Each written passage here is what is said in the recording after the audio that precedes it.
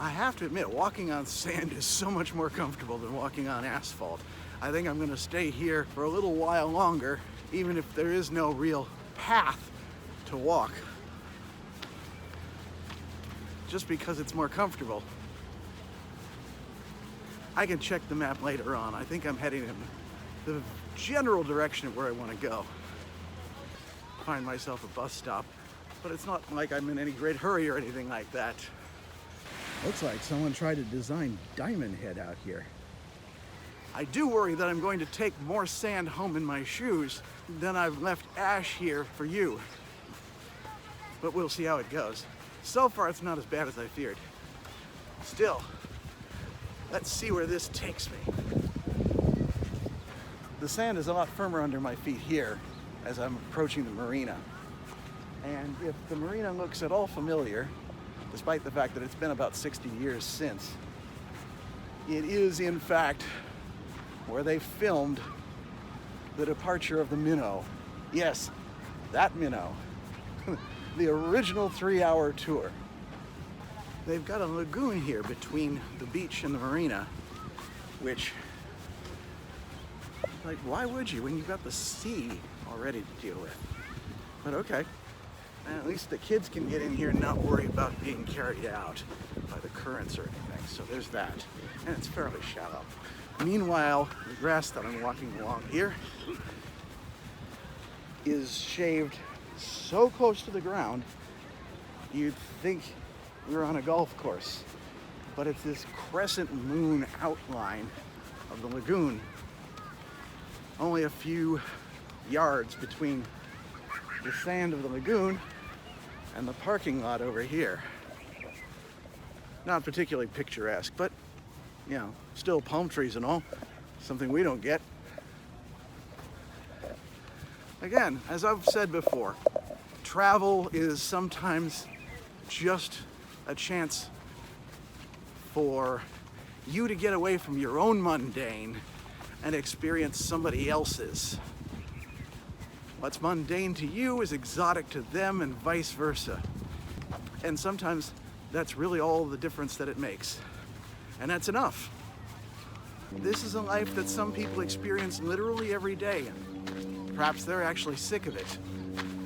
By contrast, this is something I'm probably not going to experience for years to come, if ever. So I've got to soak in what I can while I can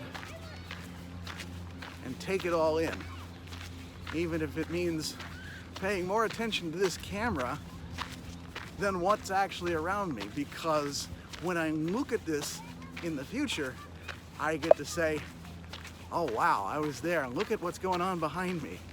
And this is all so cool. And somebody else might just say, that's just another day, isn't it? And they're right. It's just another day for them.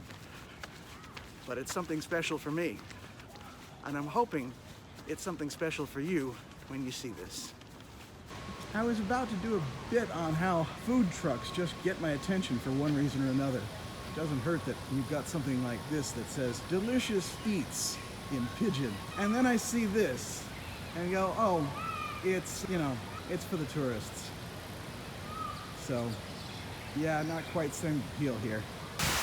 On the other hand, just because something is man-made or for the tourists or something like that, doesn't mean that it's not impressive in its own right. Again, if you don't see this at home, why not appreciate it while you see it? I had to stop in at one of these stores while I was here in Hawaii at some point, if nothing else, just out of the nostalgia factor. These are their equivalent to convenience stores, 7-Elevens and the like, here in Hawaii, and they are ubiquitous. And of course you can pick up souvenirs there. Got myself some Hawaiian shirts and regular t-shirts. Don't know if I'm gonna wear them because I've packed so many as it is. Right, t-shirts. You didn't think I'd pack Aloha shirts to come with me, now did you? Anyway, this way I've just got enough change so that I can have exact change when I find out where the bus stop is, so I can make my way back to the cruise ship. Oh, I've got plenty of time to make it. It's just, I want to make sure that I have what I need before I get there. I know I'm heading in the right direction because I've seen some of these places before on my way here on the bus.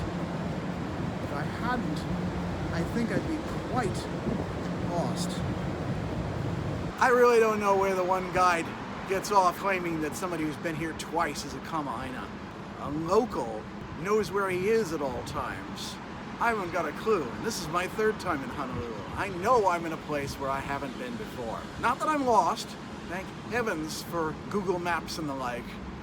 I know where I am as soon as I look it up, and I know that I'm heading in the right direction. But I do find myself stopping and having to take a picture wherever I go because I'm never gonna be here again, and it's still beautiful, even though most of it is built up like crazy. You can see the hotels and all that. They all have their distinct flavor. This is different from something like a New York or a Chicago.